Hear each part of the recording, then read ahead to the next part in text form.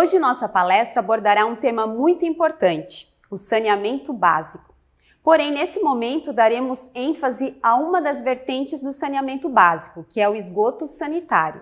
A população mundial é de aproximadamente 8 bilhões de habitantes e deve crescer 2 bilhões nos próximos 30 anos, passando para aproximadamente 10 bilhões de habitantes em 2050. Esse crescimento exige metas para melhorar a prosperidade econômica, o bem-estar social e a proteção do meio ambiente.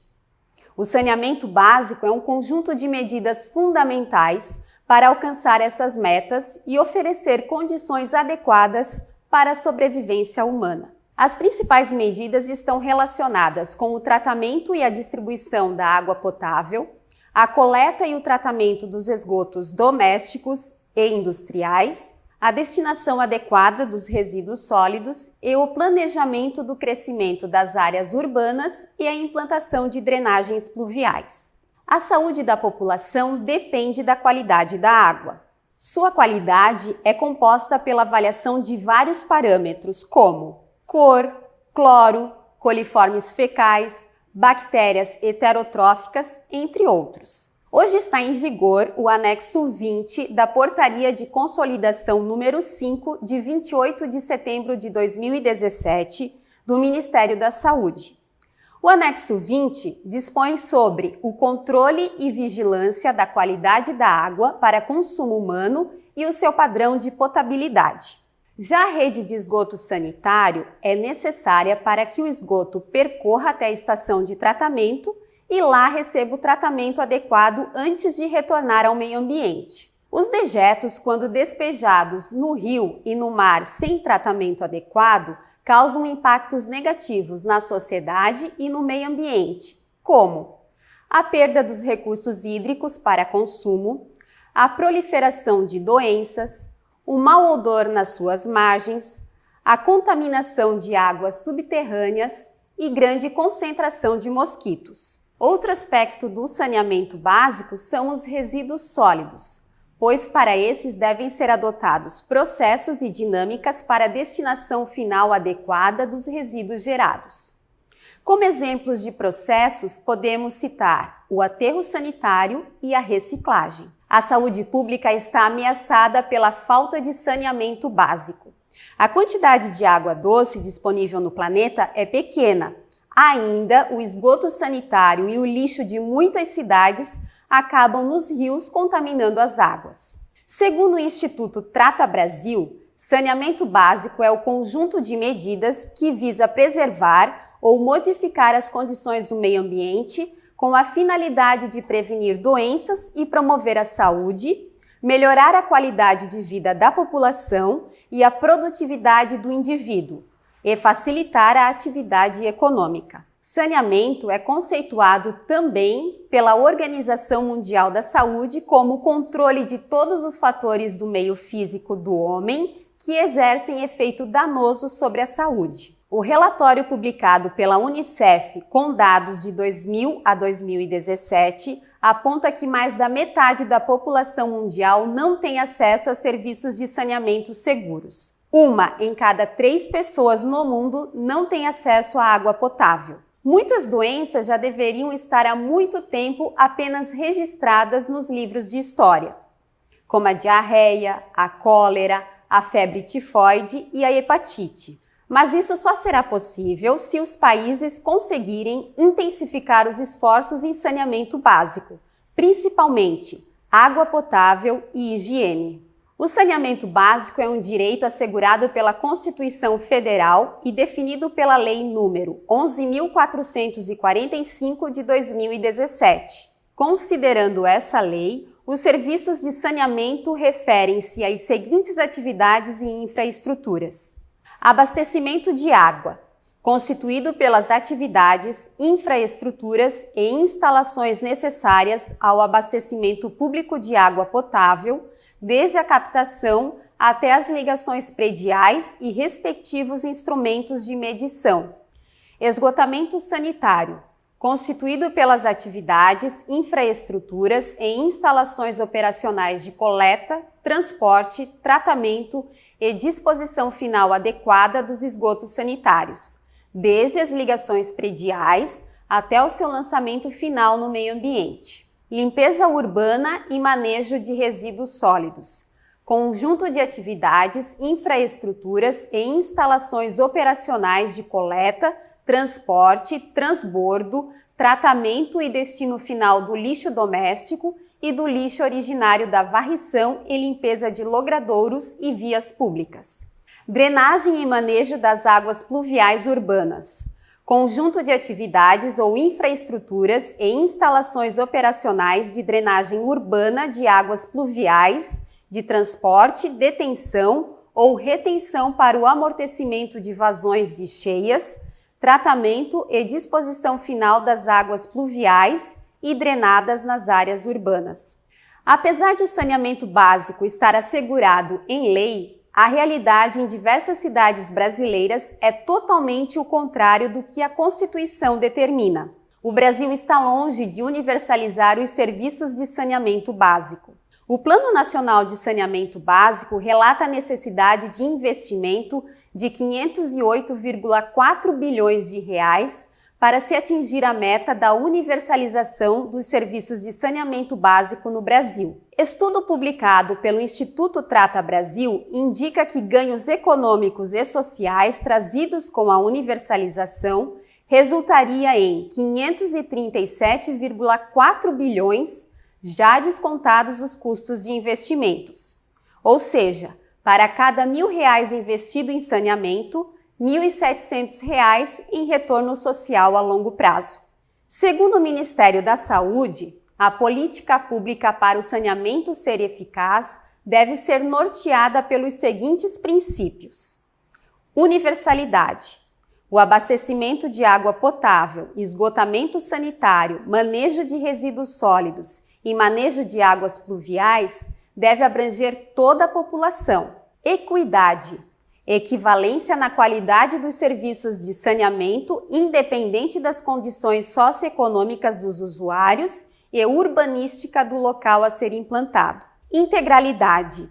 Ações deverão contemplar o abastecimento de água, o esgotamento sanitário, a limpeza pública, a drenagem pluvial e o controle de vetores. Intersetoriedade. Integração do desenvolvimento urbano entre saúde pública, área ambiental e recursos hídricos. Acesso. Custos da tarifa deverão ser compatíveis com o poder aquisitivo do usuário. Assim como a moradia, a saúde e a educação são necessárias para a dignidade das pessoas, o acesso aos serviços de saneamento básico também é condição fundamental. O indivíduo depende de uma vida saudável para participar da atividade econômica e social. Definimos saneamento básico, vimos suas 4 vertentes e agora vamos analisar o panorama do esgoto sanitário, o foco principal da nossa palestra de hoje. Mas o que é esgoto sanitário? Esgoto é o termo usado para as águas que, após a utilização humana, apresentam as suas características naturais alteradas. Conforme o uso predominante, comercial, industrial ou doméstico, essas águas apresentam características diferentes e são genericamente designadas de esgoto. Esgotamento sanitário já vimos que é o conjunto de obras e instalações destinadas à coleta, transporte, afastamento, tratamento e disposição final das águas residuárias da comunidade de uma forma adequada do ponto de vista sanitário. Todas as águas que foram utilizadas nas casas e indústrias devem ser despejadas em redes coletoras e conduzidas para as estações de tratamento de esgoto, as ETS, a fim de receber o tratamento adequado para retornar ao meio ambiente de forma saudável. O Brasil apresenta uma realidade preocupante em relação à coleta e ao tratamento de esgoto. Segundo pesquisas, no Brasil quase a metade do esgoto é despejado em fossas, córregos e valas. O índice médio do tratamento de esgoto sanitário no Brasil é de 53,2%.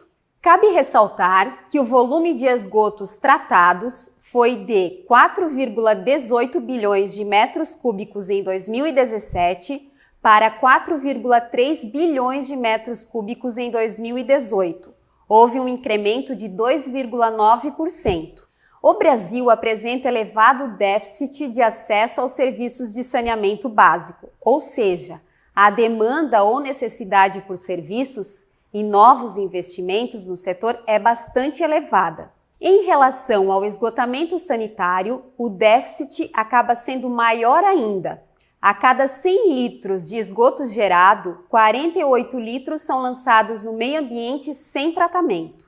O país convive com 35 milhões de brasileiros que não têm acesso à água potável e outros 100 milhões em moradias sem conexão à rede de coleta e tratamento de esgoto. Para diminuir os gastos com internações e principalmente a mortalidade, a implantação e a ampliação dos serviços de coleta e tratamento de esgoto é urgente. Em Santa Catarina, apenas 23,7% dos efluentes gerados recebem tratamento antes de serem lançados na natureza. E qual é a realidade do município de Jaraguá do Sul?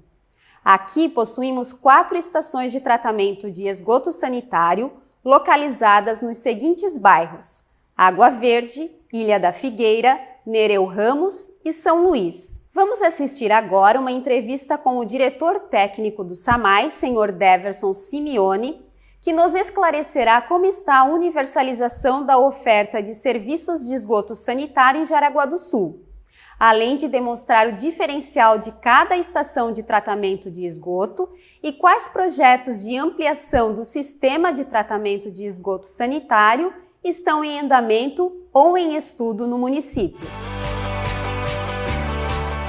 Vamos começar falando um pouquinho sobre a história do esgoto sanitário aqui em Jaraguá do Sul. Quando começaram a acontecer os investimentos nesta área? A concepção dos serviços de esgotamento sanitário em Jaraguá do Sul começou na década de 90, no final da década de 90. E as primeiras redes implantadas em 1999 e ano 2000. E a primeira estação inaugurada, que foi a Estação de Tratamento de Esgoto ETE Água Verde, em dezembro de 2000. Após isso, foi a segunda estação, a ETE Ilha da Figueira, em 2002, a Estação Nereu Ramos e, por último, a Estação São Luís, no ano de 2016. E, então, hoje, Jaraguá do Sul conta com 4 estações de tratamento de esgoto e uma cobertura na área urbana de 83%. Atualmente, então, são 83% de esgoto coletado, afastado e tratado aqui no município, nessas 4 estações existentes. E, Deverson, existe um diferencial em cada uma dessas estações? Elas utilizam o mesmo sistema?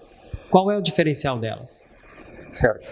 As 2 primeiras estações, a ETE Água Verde e a Ilha da Figueira, elas apresentam a tecnologia de reator anaeróbio seguido de físico-químico com adição de cloreto férrico.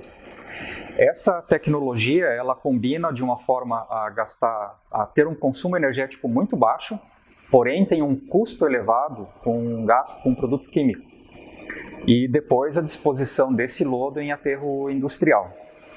A estação Nereu Ramos, ela já teve um diferencial. Ela tem a mesma concepção do reator anaeróbio e a sequência dela são 2 reatores por bateladas sequenciais, que é chamado de SBR. Essa estação, então, ela já deu um diferencial e ela serviu como um piloto para o projeto da Estação São Luís, que é uma estação maior. A estação de Nereu Ramos é para 15 mil habitantes, a de São Luís é para 70 mil habitantes. E no Brasil não tinha essa tecnologia de reator anaeróbio seguido de um SBR. O SBR ele é mais comum na Europa, principalmente na Alemanha. Mas lá tem clima, tem condições diferentes do esgoto. E na Alemanha também é comum ter o esgoto industrial junto com o esgoto doméstico. Então a carga lá é diferenciada, o clima é diferenciado.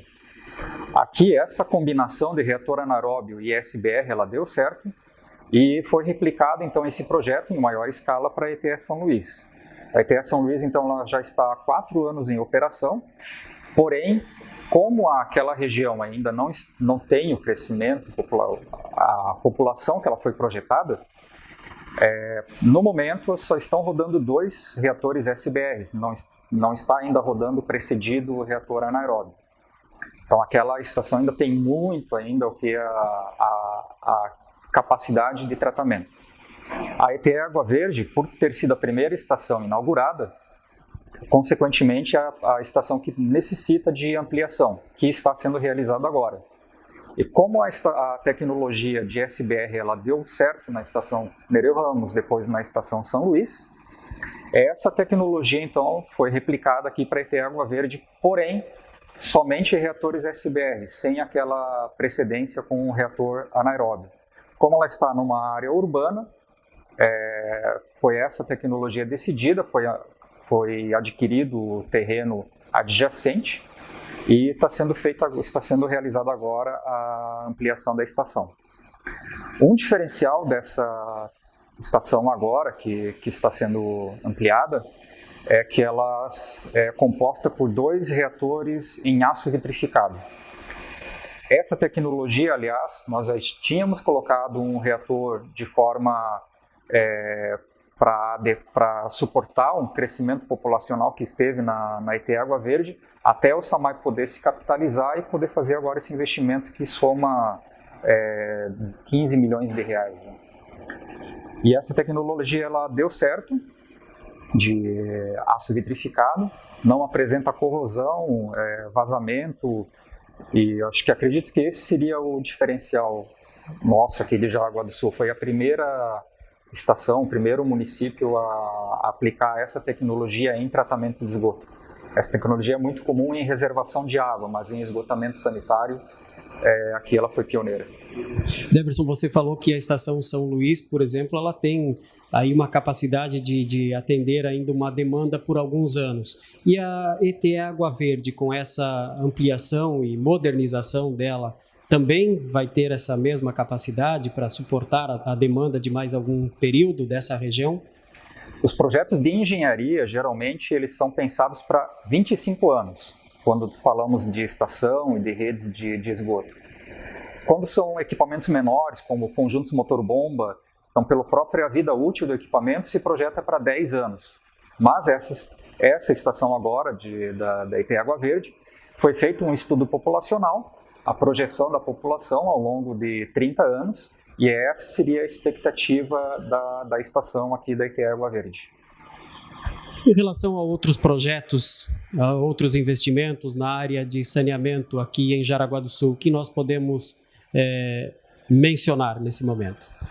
Então, nesse momento, tem a execução desse projeto de ampliação da ETE Água Verde.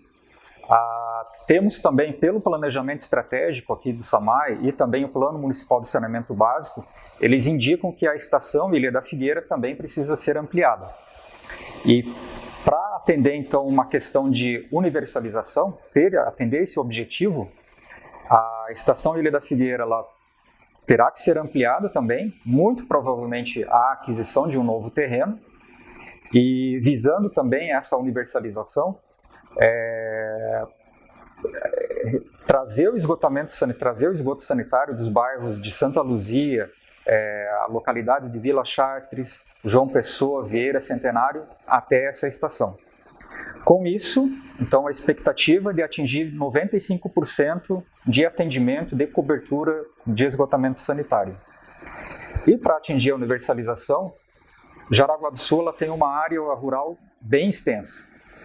Porém, em termos de população, a área urbana tem 180 mil habitantes e a área rural 10 mil habitantes, que soma 190 mil habitantes. Mas, como esse objetivo é a universalização, tem regiões que o SAMAI não vai conseguir atingir com rede coletora de esgoto, ou seja, o sistema convencional. Para isso, já tem um outro programa em andamento, que foram instaladas 500 unidades de tanque séptico e filtro anaeróbio com caixa de gordura em áreas rurais. Então, em 500 residências na área rural, já estão contempladas com esse tipo de sistema de tratamento que é denominado de tratamento individualizado. E assim que a gente vai atingir a universalização aqui em Jaraguá do Sul. Deverson, atualmente você tem ideia de quantos quilômetros de redes de esgoto sanitário nós temos aqui em Jaraguá do Sul aproximadamente e do desafio que é implantar essas redes numa região de topografia bastante acidentada como a nossa? Para ter um comparativo, Jaraguá do Sul tem aproximadamente 900 quilômetros de rede de água e 600 quilômetros de rede de esgoto. Além disso, tem um projeto em andamento da ampliação da rede coletora de esgoto que acaba chegando na Estação São Luís, de 10 milhões de reais é esse projeto.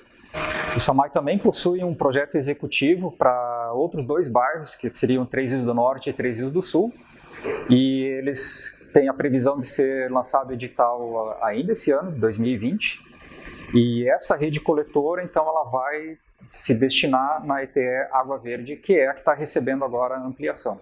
Ou seja, até essa rede coletora estar pronta, a nova ETE Água Verde já vai estar rodando e apta a receber esse esgoto sanitário. Gostaria também de ressaltar a dificuldade que é aqui em Jaraguá do Sul para fazer com que o esgoto sanitário chegue até a estação. Então, a topografia de Jaraguá do Sul é uma topografia bem acidentada. Jaraguá do Sul tem 190 mil habitantes. Para fazer com que esse esgoto seja coletado e afastado e entregue até as estações de esgoto, são 113 estações de bombeamento que tem ao longo da cidade. Uma cidade de 190 mil habitantes com 113 elevatórias. Existem cidades em Minas Gerais que possuem 420 mil habitantes e possuem somente 13 elevatórias e com um índice de cobertura de esgoto de 98%. Então, é só para a gente poder ter um comparativo do que é que significa o desafio aqui de Jaraguá do Sul. Fazer com que o esgoto sanitário chegue até as estações de tratamento de esgoto. Essas estações elevatórias, Deverson, que características elas têm? Como acontece o funcionamento delas? Elas estão projetadas conforme as prerrogativas da BNT. Cada uma tem 2 bombas, que elas trabalham em rodízio, em modo de segurança. Possuem nível hidrostático de forma ultrassônica e também pendular.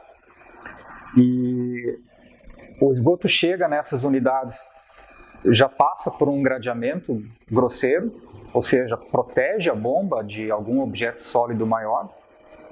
A caixa de válvulas ela é separada, ela está numa unidade seca, então é mais fácil, menos insalubre para o pessoal fazer a manutenção. Então existe uma caixa de retenção de sólidos, o poço úmido com a bomba e um poço seco com a manobra de válvulas. E cada sistema desses 113 elevatórias, está sendo monitorada por telemetria via rádio e tem uma central aqui na sede administrativa que funciona 24 horas. Nessa CCO, então, tem a visualização do sistema. É mais fácil identificar quando tem algum problema, queda de energia, uma parada, apesar de que o sistema ele tem toda a sua automação que já toma as atitudes. Por exemplo, se tiver uma bomba que ela fez um travamento, entupiu, ele roda a segunda, mas já tem um alarme que é gerado e o operador dessa central já emite um alerta e comanda e passa essa ordem de serviço para a equipe de campo se direcionar até o local. Fazer coleta, afastamento e tratamento de esgoto é um sistema bem complexo, né? É bem complexo, mas é gratificante saber que estamos contribuindo para a melhoria da qualidade de vida, qualidade do meio ambiente. Deverson Simeone, diretor técnico do SAMAI de Jaraguá do Sul, obrigado pela entrevista. Eu que agradeço, Taline. Quais são os reflexos da falta de saneamento básico na sociedade? A área da saúde sofre uma profunda influência negativa da falta de saneamento básico. Os principais agentes biológicos encontrados nas águas contaminadas são as bactérias patogênicas, os vírus e os parasitas. As bactérias patogênicas encontradas na água e em alimentos constituem uma das principais fontes de mortalidade e de morbidade. Podem estar relacionadas a resultados de poluentes químicos radioativos, geralmente por efluentes de esgotos industriais ou causados por acidentes ambientais. São conhecidas mais de 80 doenças relacionadas ao saneamento básico inadequado.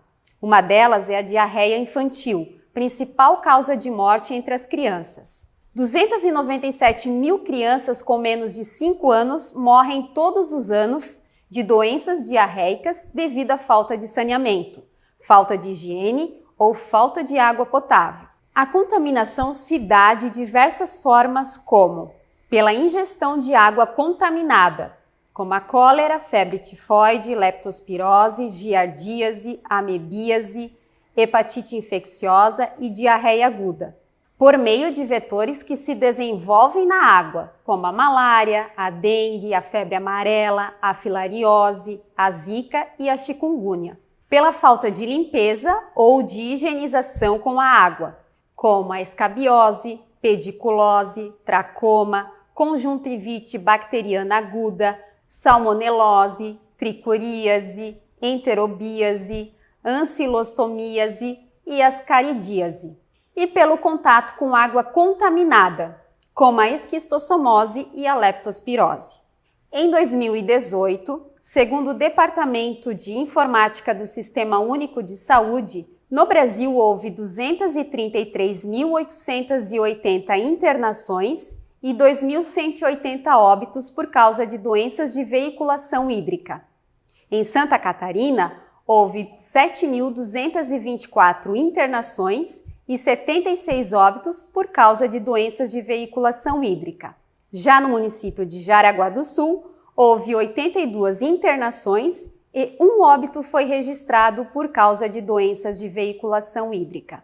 Investir em saneamento é a única forma de se reverter o quadro existente. Dados divulgados pelo Ministério da Saúde afirmam que para cada R$1 investido no setor de saneamento, economiza-se R$ 4,00 em medicina curativa. Na educação também há reflexos da falta de saneamento. Crianças que vivem ou estudam em áreas sem saneamento básico têm redução de 18% no aproveitamento escolar quando comparadas com crianças que têm acesso aos serviços, pois essas acabam faltando mais nas aulas devido aos problemas de saúde ocasionados pela falta de acesso ao saneamento básico. Na produtividade, a implantação da rede de esgoto reflete positivamente na qualidade de vida do trabalhador, gerando aumento da sua produtividade e da sua renda. Em um estudo recente divulgado pelo Instituto Trata Brasil, a probabilidade de uma pessoa com acesso à rede de esgoto faltar às suas atividades por diarreia, por exemplo, é de 19,2% menor que uma pessoa que não tem acesso à rede. Dessa forma, ao ter acesso à rede de esgoto, um trabalhador aumenta sua produtividade em 13,3%, permitindo assim o crescimento de sua renda na mesma proporção. No setor imobiliário, a universalização do acesso à rede de esgoto pode ainda proporcionar uma valorização média de até 18% no valor dos imóveis. E no turismo, são bilhões de reais que deixam de ser aproveitados em postos de trabalhos, em restaurantes e em pousadas. O mesmo estudo do Instituto Trata Brasil mostrou que o setor de turismo perdeu mais de 9 bilhões devido à falta de coleta e de tratamento de esgoto, uma vez que esses resíduos são despejados em nossas águas. Saneamento básico é mais saúde, mais educação, mais turismo, mais economia, mais qualidade de vida, mais preservação do meio ambiente, mais recursos hídricos preservados, mais valorização dos imóveis, mais geração de empregos. Assegurar o saneamento básico é uma responsabilidade do poder público municipal, estadual, do Distrito Federal e da União. Como podemos contribuir para o bom funcionamento de uma rede de esgoto? O descarte incorreto de materiais na rede de esgoto pode entupir a rede, gerar aborrecimentos ou trazer danos desagradáveis, além de gerar despesas para consertar a rede de esgoto. Então, para evitar transtornos, é importante que a tubulação interna do esgoto sanitário seja separada da tubulação de água pluvial. A caixa de gordura seja limpa a cada 6 meses. Os ralos possuam filtros, pois eles evitam que restos de alimentos e de cabelo se acumulem na rede e bloqueiem a passagem do esgoto. Resíduos como papéis, inclusive o higiênico, absorventes, pontas de cigarro, preservativos, fio dental e cabelos não sejam despejados no vaso sanitário. Óleos e gorduras oriundas de cozinha doméstica, lanchonetes e restaurantes não sejam despejados na rede de esgoto sanitário. Os efluentes que contêm óleos e gorduras, se lançados na rede de esgoto, podem causar entupimento na rede porque se acumulam na tubulação e formam barreiras para a passagem do esgoto. Ter saneamento básico é um fator essencial para um país ser chamado de país desenvolvido. O custo para universalizar o acesso às 4 vertentes do saneamento básico no Brasil, água, esgotos, resíduos sólidos e drenagem urbana, é de 508 bilhões de reais. Hoje refletimos a respeito do saneamento básico e observamos que as vertentes do saneamento básico são fundamentais para a saúde das pessoas e do meio ambiente e para promover a qualidade de vida. Você que nos assiste, multiplique essas informações.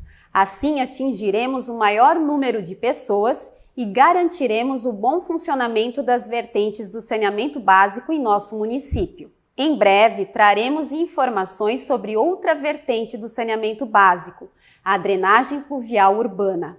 Fique atento às nossas redes sociais. Até logo!